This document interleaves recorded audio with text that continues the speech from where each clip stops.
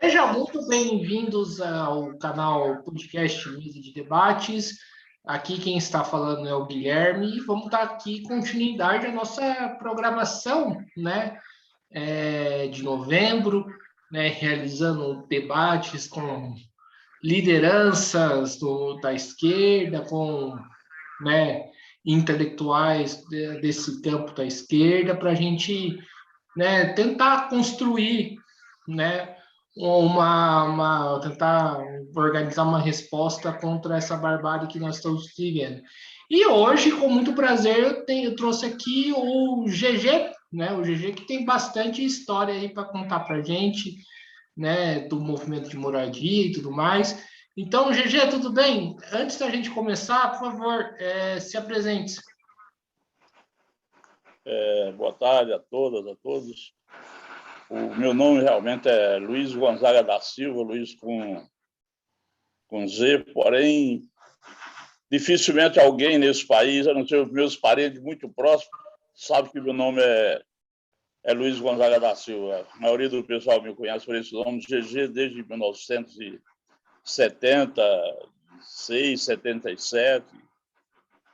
Esse é o nome que eu ganhei em São Paulo, a partir da minha atuação junto à esquerda brasileira, aqui, no caso, aqui no estado de São Paulo. Maravilha.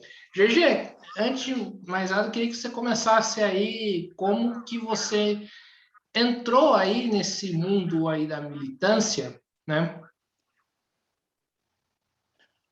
Olha, Guilherme, eu vim para São Paulo, cheguei em São Paulo aqui no dia 4 de março de 1974, exatamente num momento assim difícil, ditadura, e saí da minha cidade natal, lá na Paraíba, Catolé do Rocha, exatamente para não morrer. E não era para não morrer de fome, era para não morrer assassinado. Lá, em 73, um parceiro meu, um camarada meu, um companheiro meu, de João Pessoa, não bem de João Pessoa, mas sim de Cabedelo, militava na mesma organização que eu, no PCBR, e João Roberto foi sequestrado em João Pessoa, Cabedelo, ou seja, e foi aparecer o corpo dele uma semana depois, lá em Catolé do Rocha, na propriedade da família Maia, os coronéis que se diziam dono da região, dono da cidade, doutor José Sérgio Maia.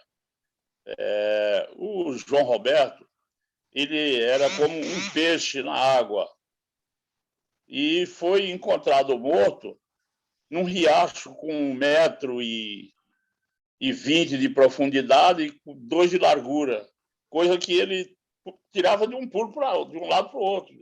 Era um cara que conhecia muito bem a água. Ele morava em Cabedelo, era só cruzar a Avenida Atlântica e já estava dentro do mar, e ele sumia de mar dentro. Ele se divertia, ele brincava com a água. E foi aparecer morto lá em Catolé do Rocha, no sítio Olho d'Água, que pertencente à família Maia. Daí o João Roberto, em aparecer morto, eu fui a pessoa que, infelizmente ou felizmente, reconheci o corpo dele assim. Saindo do colégio, aí ficava na praça pública, todo mundo conversando por ali, tomando uma cachaça. Na época eu era bem jovem, e nessa minha juventude eu já tinha passado por 2 prisões, uma pela DOI-CODE e a outra pela Polícia Federal. A primeira prisão eu fiquei em Catolé do Rocha e a segunda eu fui transferido pela Polícia Federal para João Pessoa. Fui preso em 69, 2 vezes. Fui estudar em João Pessoa, fiquei em 70, 71. em João Pessoa, e desisti de dar continuidade aos estudos, voltei para Catolé do Rocha, fiquei em 72, 73, voltei a estudar no ginásio estadual de Catolé do Rocha. E a gente saía, como eu estava falando para você, a gente saía ali por umas 21 a 22 horas, descia, chegava na Praça Central, em uma das praças que era a Praça Central, praça, inclusive com o nome do cara, Praça Sérgio Maia. Parece que você está falando do Maranhão com a família Sarney e da Bahia com a família... como é que é lá? Depois a gente lembra do nome lá. Mas na Paraíba era isso, tudo era Maia. Colégio João Sérgio Maia, Praça João Sérgio Maia, tudo isso do Maia. E aí, eu fui reconhecer o corpo assim, fui ver, prestar minha solidariedade àquele corpo que todo mundo estava lá, ninguém sabia quem era. E aí eu cheguei, o corpo estava em cima de uma mesa, e é o corpo em cima de uma mesa, mas com o rosto coberto, todo coberto. Aí eu vou lá e levanto o pano que cobria o rosto dele. E, ao levantar, reconheci que era o João Roberto. Eu só não sabia que o nome dele era João Roberto. Eu conhecia ele por um outro nome, que era o cognome da organização que ele militava, assim como eu militava também. Aí, joguei o pano lá e saí fora. Saindo fora, uma mulher da Polícia Federal, que foi a mulher que me torturou psicologicamente, pôs a mão no meu peito e aquele mãozão assim, mulher com 2 metros de altura, a mão no meu peito e disse assim, olha, hoje foi ele. Será que amanhã não poderá ser você? Ou seja, ela assumiu ali que a morte do João Roberto tinha sido feita por ele. Só faltaram dizer, nós matamos ele, agora se você vacilar, a gente mata você. Aí eu falei para meus pais dessa triste situação e dali eu tive que decidir ou ficar em Catolé do Rocha ou vir embora para São Paulo. E aí eu vim para São Paulo, cheguei em São Paulo no dia 4 de março de 1974, mas já vinha da luta do campo, junto com meus pais camponeses, minha mãe camponesa, trabalhava na roça com meus pais, e com isso eu aqui fui morar no fundão da Leste 1, na cidade de Tiradentes, depois daquela cidade de Tiradentes, 3ª divisão, fui morar naquele lado lá. Mas naquele lado só tinha mato, não tinha nada para você dizer que era 3 ou 4 casas. Daí eu saí de lá, arrumei um emprego, saí de lá e fui morar no alojamento da firma, na Zona Sul, aqui na Vila Olímpia. Seu áudio está desligado. Seu áudio está desligado. GG, seu áudio está desligado. GG, seu áudio está desligado. Estamos aqui com um pequeno probleminha aqui. Seu áudio está desligado. Oi. Pronto. Beleza? Beleza. Então, eu estava chegando em São Paulo, eu fui morar no fundão da Zona Leste.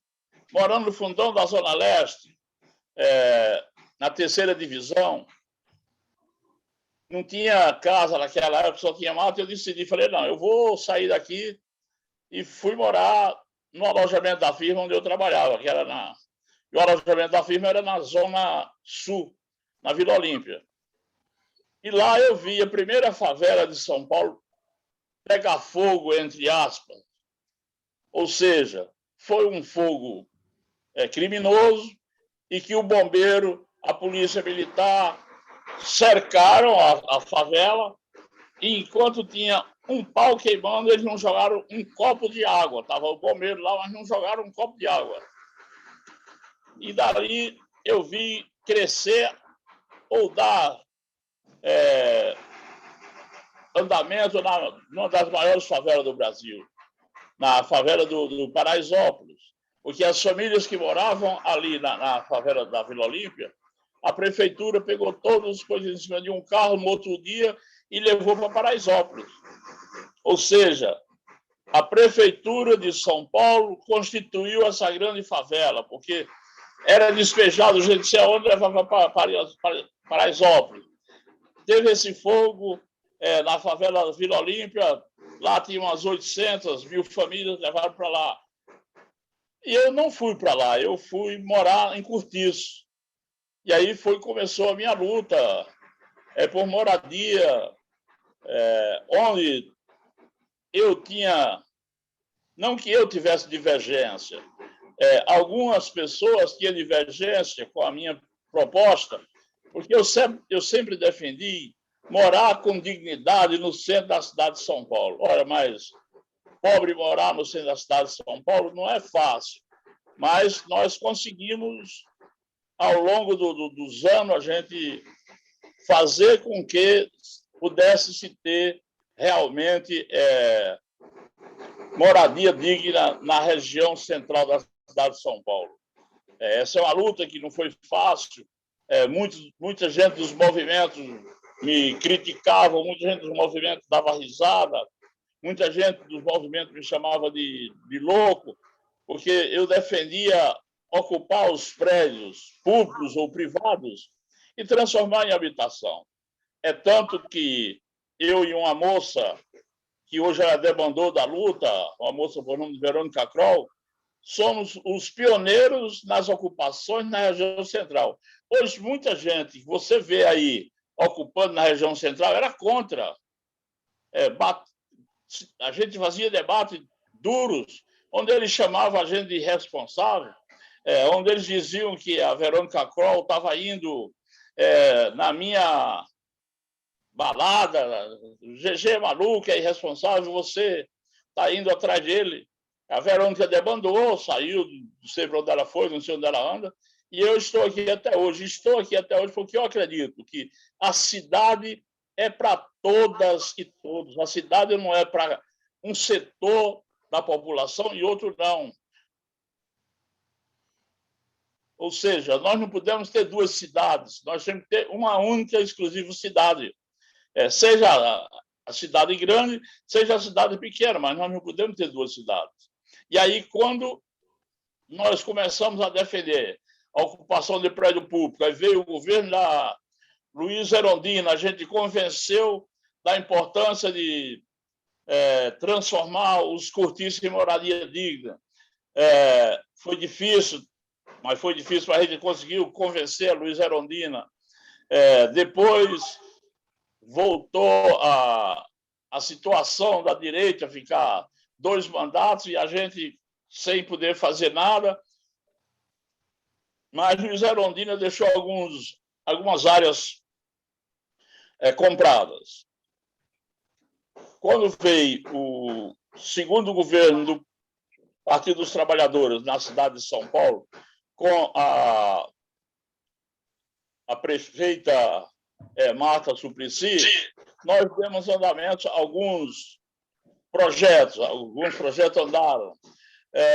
Depois, mais na frente, com o Haddad, eu sei que hoje a gente tem algumas coisas na cidade de São Paulo, mas tudo que foi feito na cidade de São Paulo, tudo, você pode ficar ciente que tudo que foi feito na região central foi em governo do Partido dos Trabalhadores, ou para não dizer do PT, governo de esquerda, porque a direita sempre propôs o pobre morar na periferia da periferia. Nós, do Movimento de Moradia da cidade de São Paulo, do qual eu ajudo a coordenar, temos como princípio a cidade para todos, a cidade é de todos.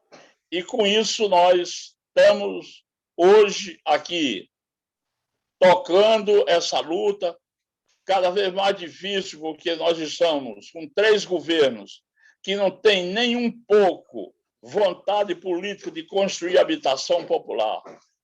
Ao contrário, o governo municipal nem atendeu os movimentos para dialogar ou tentar fazer um diálogo, ele atende. O governo do Estado, muito menos, e o governo federal, você está vendo o que é.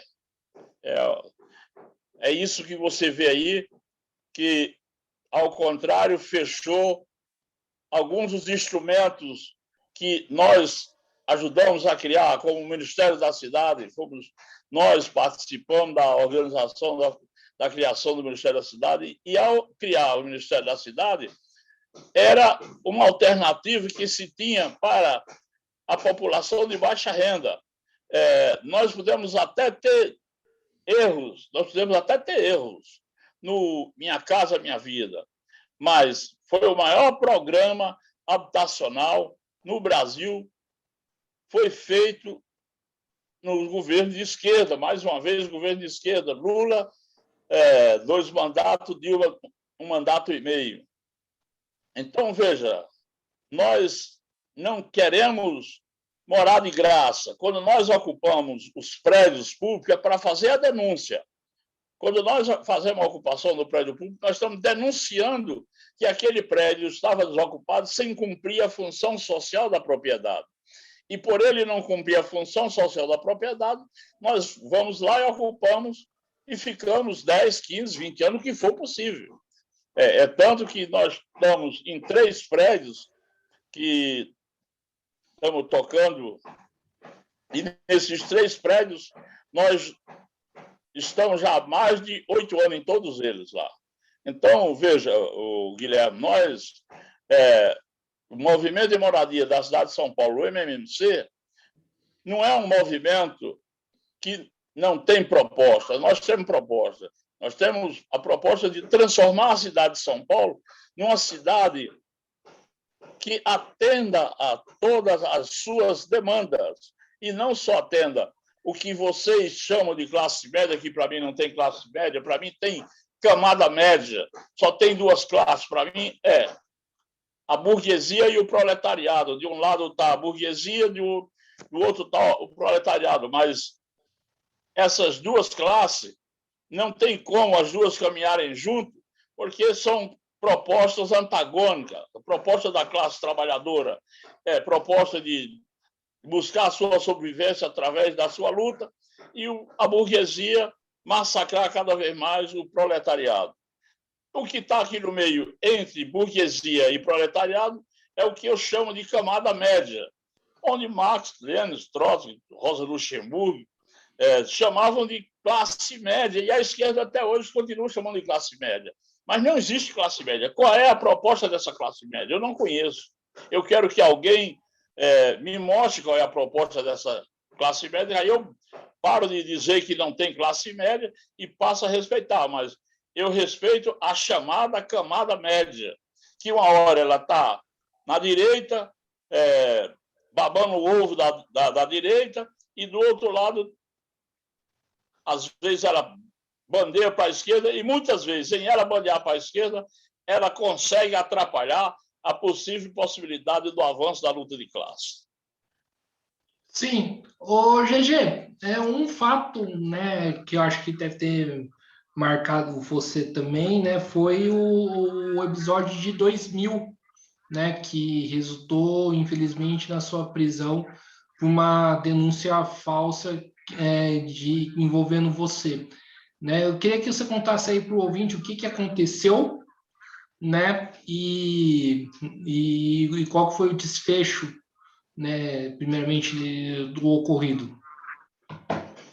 Pois é, Guilherme. Eu, às vezes, nem gosto de falar, porque as pessoas dizem que você é muito pesado. Não, não é pesado. O que aconteceu? O que aconteceu é que o PSDB se instalou no governo de São Paulo pela primeira vez com o apoio do Partido dos Trabalhadores, do PT, partido do qual eu ajudei a fundar. Só que, quando o PT decidiu que ia ajudar na campanha do Mário Covas contra o Paulo Maluf, eu disse para o meu povo, eu vou fazer campanha de voto nulo. Aí muita gente do PT veio me questionar, o presidente municipal me chamou, o presidente estadual me chamou, e depois fui chamado pelo companheiro, camarada Zé Disseu, e eu disse para o Zé, falou, Zé, se você está me chamando para questionar a minha filiação no PT e estão chamando voto nulo, pode me mandar me expulsar agora que eu não tenho nenhum problema. Eu não nasci dentro de um partido e sei que também não vou morrer dentro de um partido. Se for para isso, aí ele me chamou, ele me chama ainda, guerrilheiro, guerrilheiro, eu chamei você para almoçar. Agora, no almoço, aqui, sair de conversa, a gente vai trocando ideia. E aí, a gente trocando ideia, ele perguntou, e essa situação? Eu disse, olha, Zé, você é presidente nacional do Partido dos Trabalhadores, eu tenho um puta respeito com você, eu já militei em organização, você era o grande maestro, a LN, saí da LN por divergência com a LN, fui parar no PCBR, e nem por isso, Zé, você é meu inimigo. Você é um companheiro que eu respeito bastante, respeito a todas as condições possíveis que for preciso dizer. O respeito pelo militante, pelo dirigente que você é, Zé, eu estou aqui para te respeitar. Mas se você quer que eu saia por aí afora, chamando eleição, chamando voto na próxima eleição para esse cidadão Mário Covas, não. Aí ele perguntou um pouquinho, eu falei que os dois são iguais. Para mim não tem diferença, nem Maluf, nem Mário Covas. É tanto que os dois estudaram numa mesma escola, na mesma sala de aula, e se você for ver, até os nomes são parecidos. Um começa com M e M, Mário Covas e Maluf, os dois começam com M. Então, para mim, não tem essa. São iguais e iguais, eu não vou ajudar a eleger nenhum nem outro. Eu vou fazer minha campanha de voto nulo. E continuei. Aí veio a eleição do Mário Covas, ele se elegeu, nós, o Movimento de Moradia, em sua grande maioria, votou nulo. O pessoal entendeu, um pessoal, outro não, mas é um pessoal que entendeu.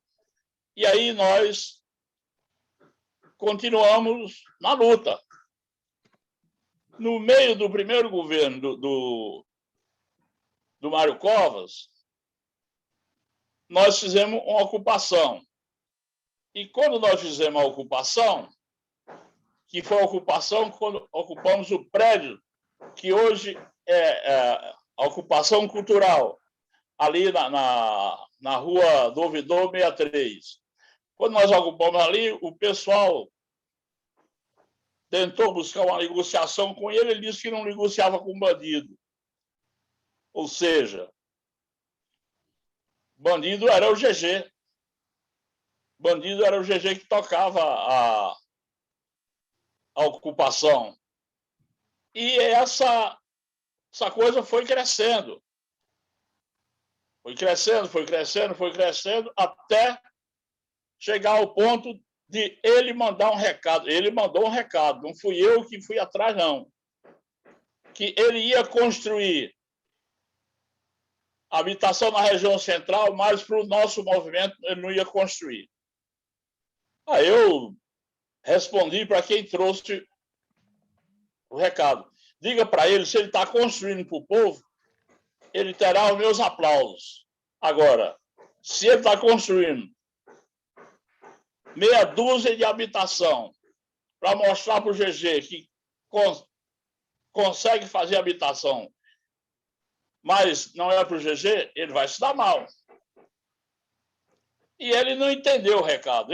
Quem trouxe o recado, deu o recado e volta.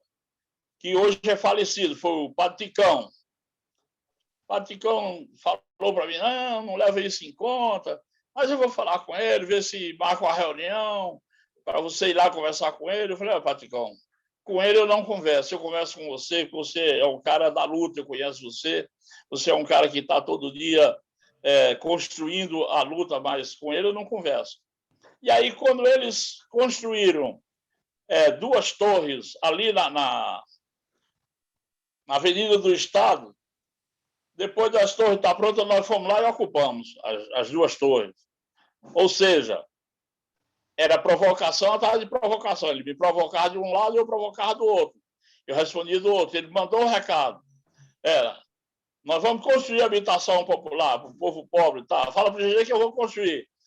Quando ficou as 2 torres prontas, nós fomos lá e ocupamos as 2 torres.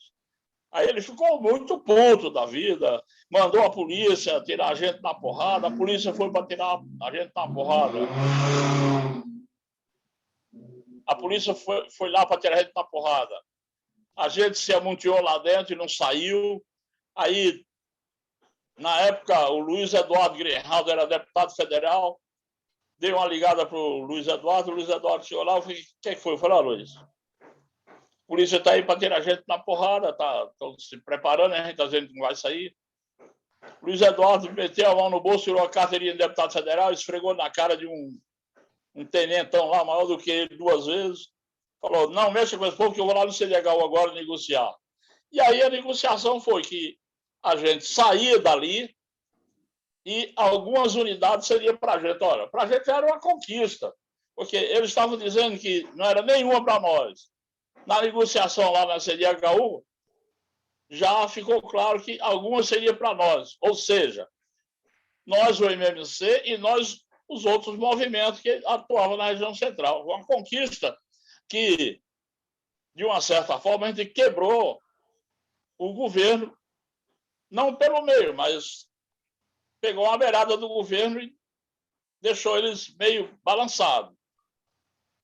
E aí, com isso aí, nós continuamos a fazer a luta, fazendo luta. Quando foi no ano de 2000, nós fizemos, no ano 2019, não, 2009, é isso, 1999, nós ocupamos um prédio do Banco do Estado, ali na Líbero Badaró. Para sair da Líbero Badaró, novamente, os parlamentares do PT entraram na história, e ele disse que não tinha negócio, não tinha acordo. O juiz disse, não tem acordo, então não manda despejar. Ou você cede para eles cederem, ou eu não mando despejar, vão ficar lá. Aí ofereceram uma área para a gente, ali na região do Ipiranga. E nós topamos ir para a área. Só que lá na área era uma boca quente danada. E teve um problema lá na área com um dos ocupantes que desrespeitou outro ocupante. E o outro ocupante matou o cara, e o cara que morreu foi depositado na minha conta, como se eu tivesse mandado matar o cara, como se eu tivesse matado o cara. Assim, uma casa de caboclo foi montada contra a minha pessoa.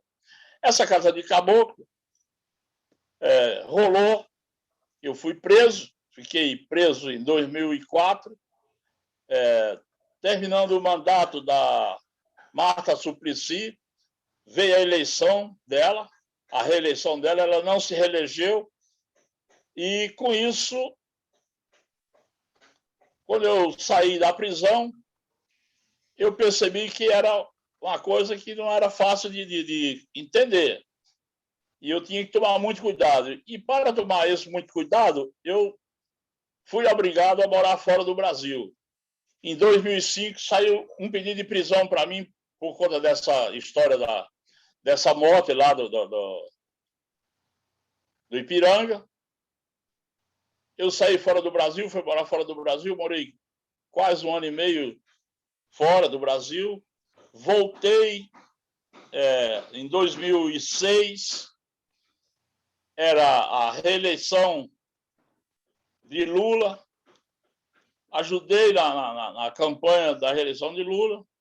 Quando foi 2009, outro pedido de prisão para mim. Eu caí fora. Eu sabia que se eu caísse na prisão naquela época, era cair e os caras me matar lá dentro. Porque para mim estava claro. Então, eu vivi fora do Brasil, no governo do PSDB, por 2 vezes. Governo democrático e popular, né? Que eles diziam que era democrático, mas um militante de esquerda teve que viver clandestinamente fora do Brasil. Então, eu vivi clandestinamente fora do Brasil quase 3 anos.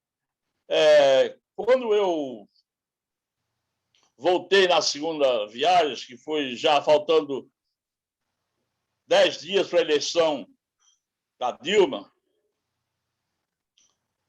eu votei, fui para o Nordeste ver meus parentes, fiquei um mês e meio, voltei para São Paulo e, voltando para São Paulo, encontrei alguns presos que eu tinha visto lá dentro, ex-presos. E os caras disseram para mim, os caras me chamavam lá, velhinho.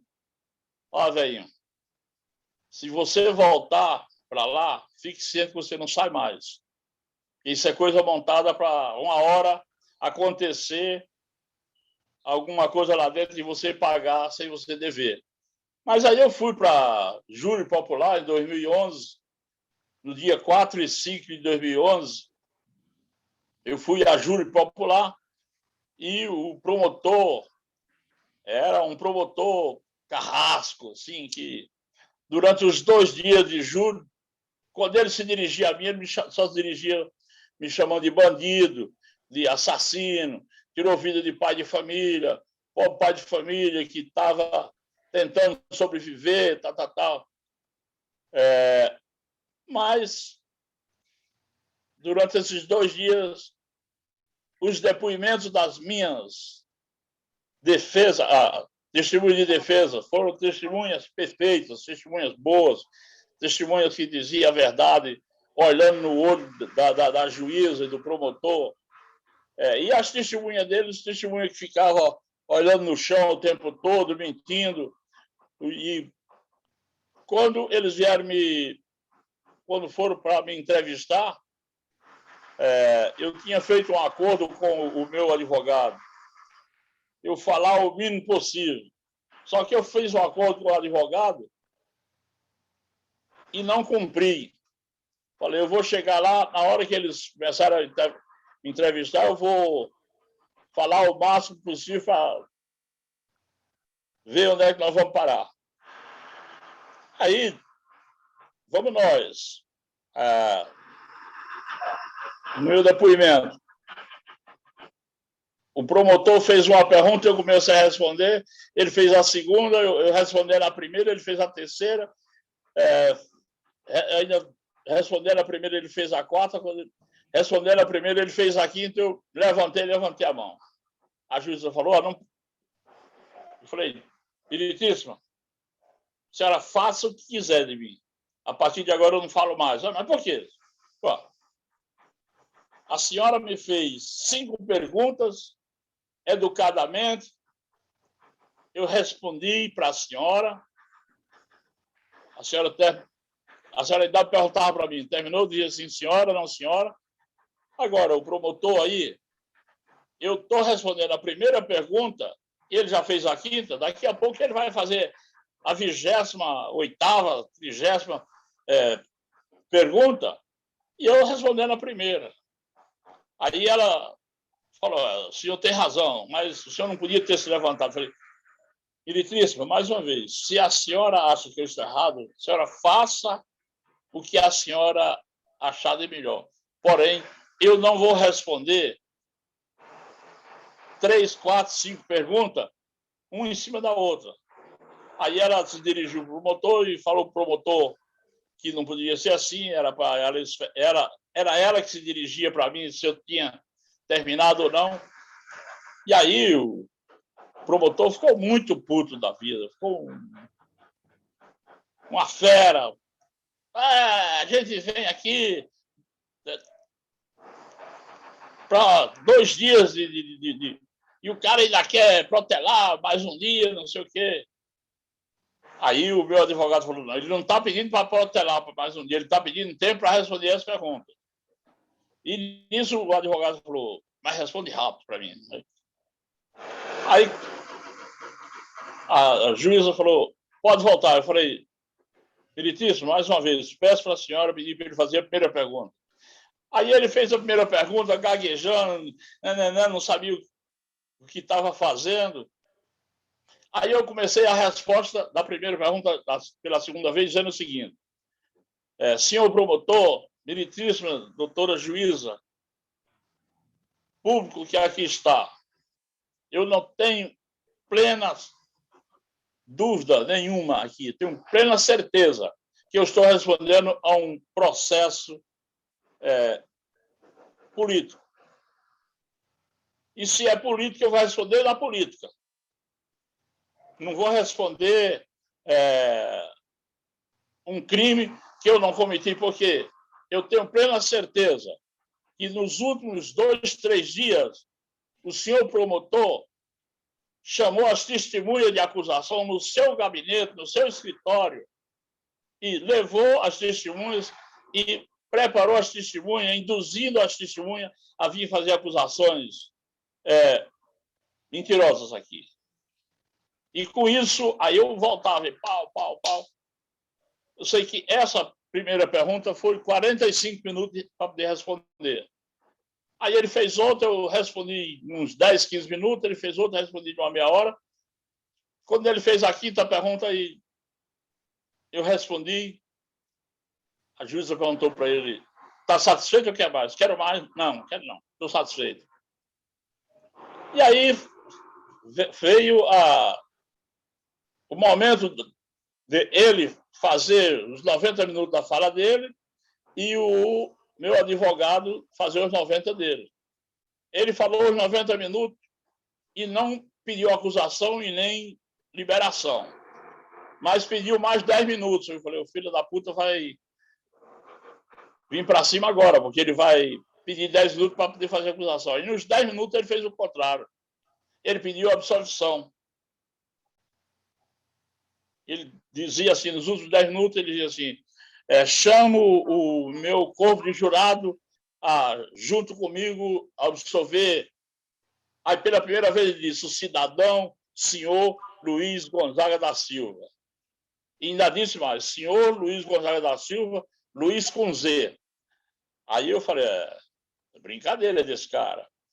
Aí o meu advogado fez a defesa, falou 60 minutos e parou.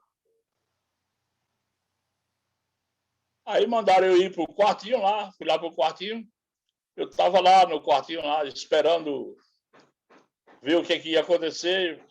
Um capitão da polícia foi lá e falou para mim assim, rapaz, eu vim aqui para dar os parabéns a você.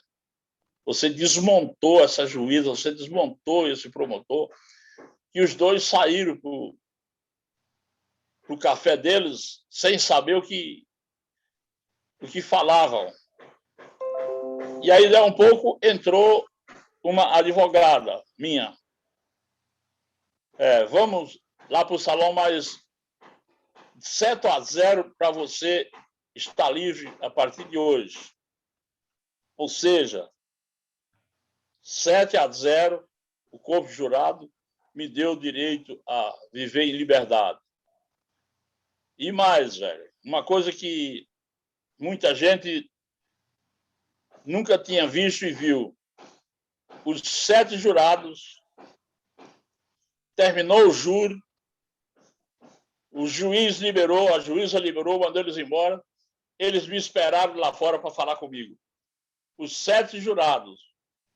Parabéns, você, cara, você mereceu a gente ter votado pela sua liberdade, porque você, em nenhum momento, você mentiu, em nenhum momento você deixou de falar a verdade, e em todo momento que você falava, você dizia claramente que você estava sendo perseguido politicamente. E por isso a gente está aqui para dar os parabéns. Foi muito interessante, inclusive algum deles, e é uma pena que um dos mais idosos e um dos mais jovens, inclusive uma moça, me deu o número do celular. E eu perdi o número do celular dos dois, porque o meu aparelho foi embora, foi roubado e eu perdi esse contato, não consegui recuperar. Mas hoje eu estou livre, Guilherme, daquele processo. Mas não tenho sombra de dúvida que deve estar rolando já outros processos aí. Os caras vão montando outra forma de tentar te pegar, de forma que você, que está na luta, na defesa dos direitos humanos, na luta da defesa do direito à vida, nesse país, um país capitalista, ele é perseguido até chegar ao dia da sua morte. Mas tem uma coisa que eu tenho clareza. Eu posso até morrer, hoje, amanhã ou depois. Não sei se eu não vou morrer de uma briga feita, não sei como é que vai ser, mas eu posso dizer para você e quem vai nos ouvir que eu não tenho medo da morte. Sou meio parecido com Marighella. Marighella dizia muito: nunca tive tempo de pensar na morte, no medo. E eu digo a mesma coisa: não tenho tempo de pensar em ter medo. Para que ter medo? Porque se eu tiver medo hoje, eu posso morrer do mesmo jeito, sem ter medo, amanhã ou depois. Por isso, estou aqui para defender os direitos de quem precisa ter direitos, os direitos de quem foi saqueado. A classe trabalhadora no Brasil, nos últimos anos, de junho de 2006 para cá, 2016 para cá, a classe trabalhadora do Brasil teve todos os seus direitos saqueados por esse assassino, Temer. Esse cara é um assassino. Temer não tem nada de diferença do Jair Messias Bolsonaro. Não tem nenhuma diferença. Os dois são iguais. São farinha do mesmo saco. Que, quando Temer, um mês e meio antes dele dar o golpe na Dilma, ele disse para a Dilma Rousseff, mandou uma carta e eu vi a Dilma ler a carta, que ele dizia ele estaria junto com ela até as últimas consequências. Um mês e meio, ele debanda para o outro lado e foi um dos principais articuladores do golpe, não na Dilma, não no Partido dos Trabalhadores, não no PT, mas sim na classe trabalhadora. A classe trabalhadora está sofrendo o pão que o diabo amassou por conta da postura política do Cunha e do Temer. Depois, Cunha, Temer, garante a eleição.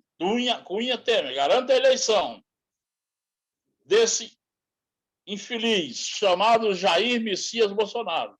E esse Jair Messias Bolsonaro acabou de uma vez, está acabando de uma vez com o país. O país está afundando a bancarrota por falta de política social, por falta de justiça com os demais explorados desse país. Com isso, meu companheiro Guilherme, não tenho medo do que eu acabei de dizer ou do que pode acontecer, porque eu falei isso. Porém, vou até as últimas consequências da defesa da classe trabalhadora. Não tenho medo de passar mais fome, mais necessidade do que eu já passei. Mais pobre do que eu sou, não vai ter mais jeito. Então, venha o que vier, que eu estou aqui para defender, junto com meus parceiros, minhas parceiras, essa classe tão merecidamente chamada classe trabalhadora, proletariado brasileira e latino-americana. É isso aí, GG. Eu vejo muita criminalização, né, contra os movimentos de moradia, né? Eu queria que você explicasse, assim, no seu entendimento, porque acho que tem total a ver, né, com a nossa conversa até agora, por que essa criminalização, no seu entendimento, existe? Olha, Guilherme, a criminalização é um dos instrumentos que a burguesia usa contra a luta de classe. a criminalização é um dos mais fortes instrumentos usados pela burguesia. Por que um dos mais fortes? Porque um pai de família, uma mãe de família, um trabalhador, uma trabalhadora,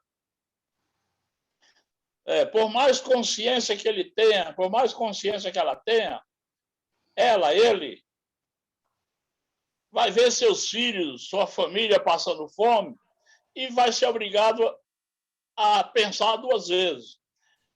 E aí, nessa consequência, ela recua e, com isso, avança a criminalização.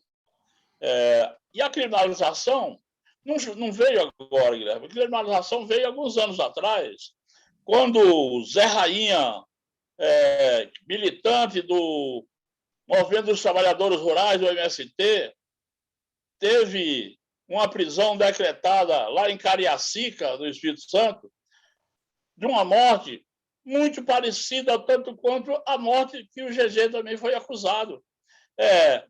No dia do assassinato desse cidadão fazendeiro lá no estado do Espírito Santo, Zé Rainha, o que salvou Zé Rainha foi naquele dia, naquele momento da morte dele, ele estava exatamente com o governador do Ceará, que é um dos elementos fortes hoje do PSDB.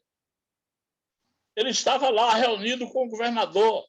Senão, o Zé Rainha tinha se ferrado. O Zé Rainha só não foi condenado a 30 anos de cadeia por essa morte, porque o governador foi obrigado, ele deu depoimento dizendo que ele estava com o governador, e o governador foi obrigado a ir lá e dizer, não, ele estava comigo. Ele pode até ter mandado matar, ele pode até ter feito outras coisas. Agora, ele matar, ele participar da morte, só se tiver dois Zé Rainhas. Porque esse aqui, que está aqui diante da minha frente, ele estava comigo no meu gabinete, lá no governo do Ceará. E aí foi o que livrou ele. Então, mais tarde veio a minha cabeça. E não parou aí, não, velho. Você viu que teve um problema com as companheiras e os companheiros ligados à frente de luta? Não parou aí também, não. Vai para frente, vai para frente. Se prepare que se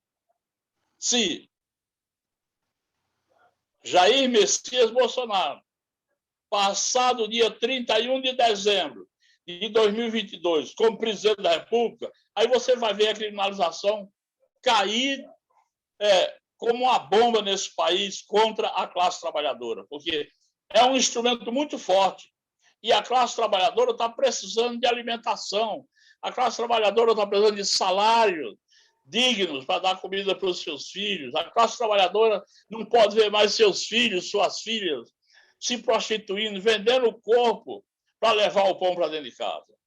Esse crime é muito mais forte. Uma menina de 12, 13 anos se prostituindo nas ruas desse país para ajudar a levar o pão para casa, e ninguém vê esse crime. Ninguém vê esse crime.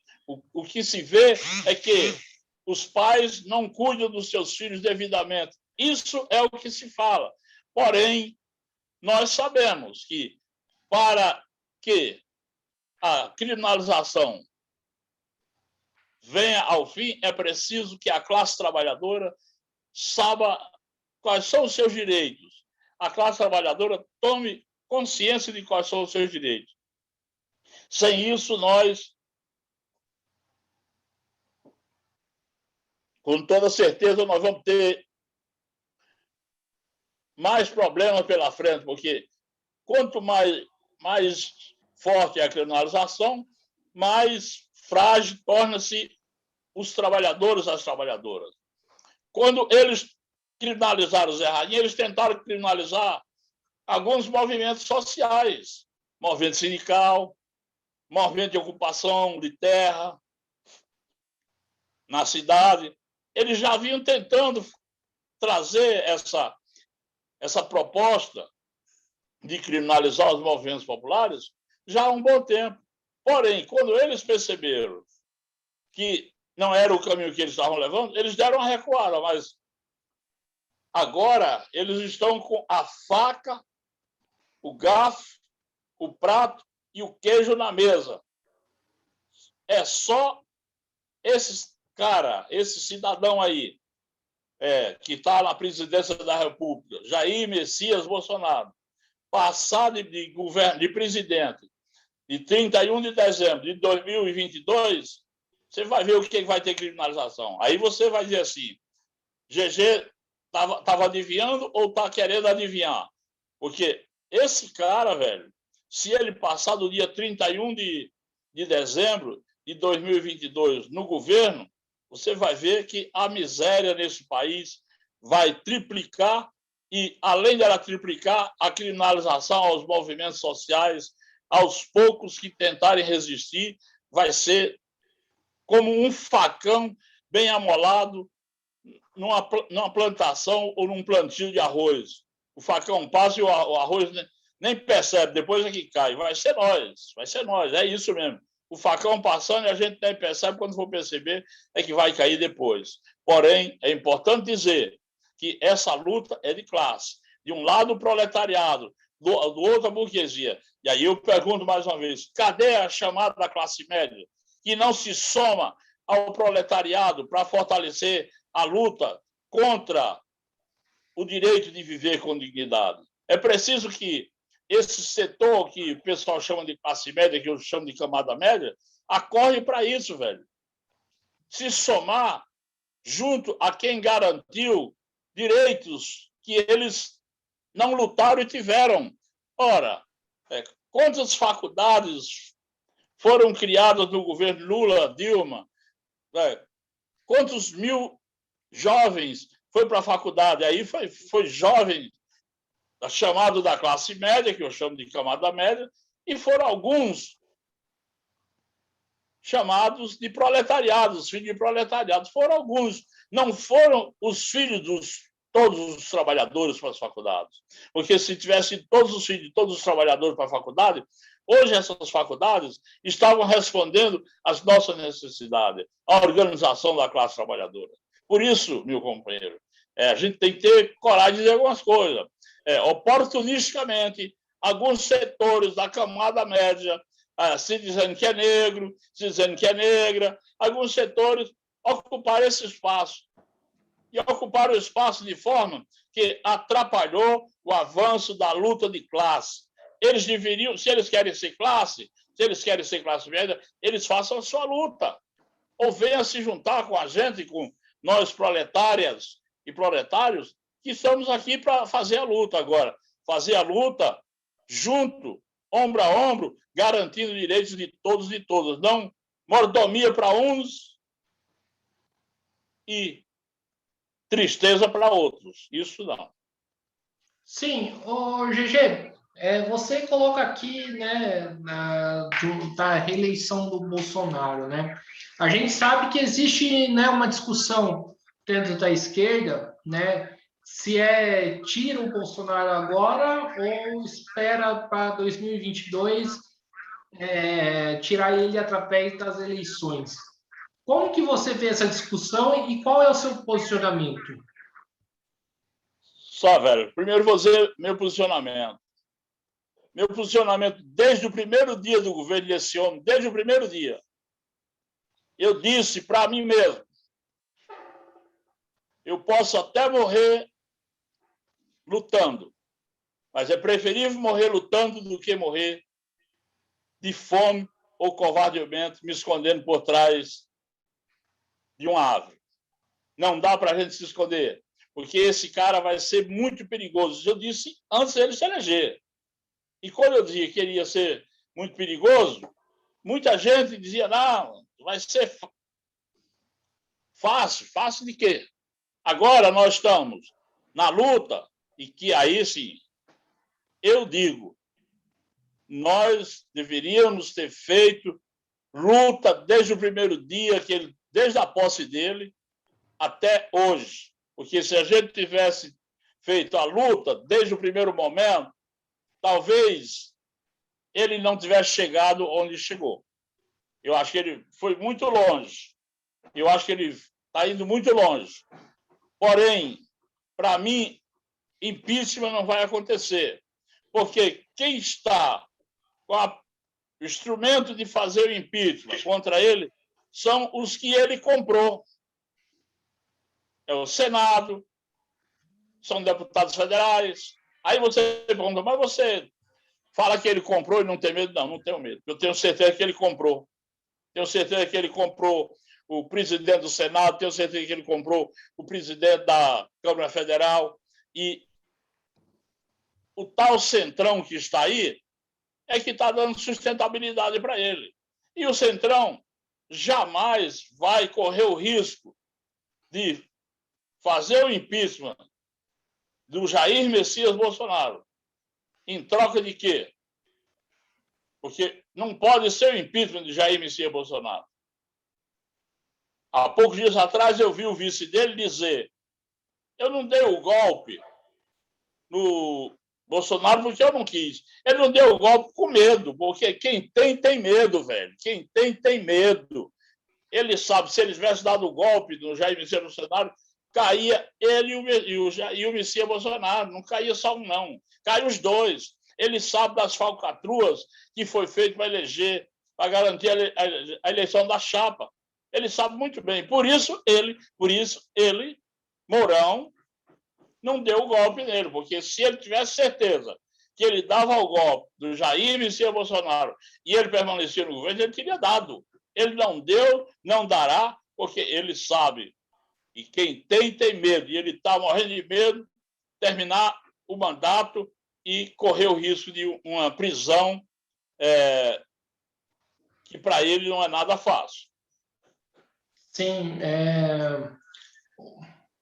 Aí, veja, tem um setor da esquerda que acha que vamos para 2022. Eu digo com muita tranquilidade, velho. Eu disse antes de ontem, eu disse numa reunião de preparação do 20 de novembro, a Comissão Nacional reunida, eu disse na Comissão Nacional, o nosso papel é não respeitar tempo. Terminou 2021, 2022, temos que começar indo para a rua. Janeiro, fevereiro, março, abril, não dá tempo para o cara se organizar para junho, julho, ele fazer a campanha dele. Nós temos que, o ano de 2022, se depender da minha pessoa, depender da pessoa do GG, nós vamos ficar 12 meses na rua, jogando tudo para o ar, que é para esse cara não conseguir, não só não se reeleger, não consiga chegar ao final do seu governo. Ele enlouqueça, tome veneno, derruba o avião para ele cair junto, ele faz o que ele quiser, mas nós temos essa obrigação. A esquerda tem essa obrigação. É um dever da esquerda. 12 meses na rua, porque é muita safadeza, é muita judiação. Ele agora cortou um direito dos pobres trabalhadores, das pobres trabalhadoras, principalmente das mães trabalhadoras.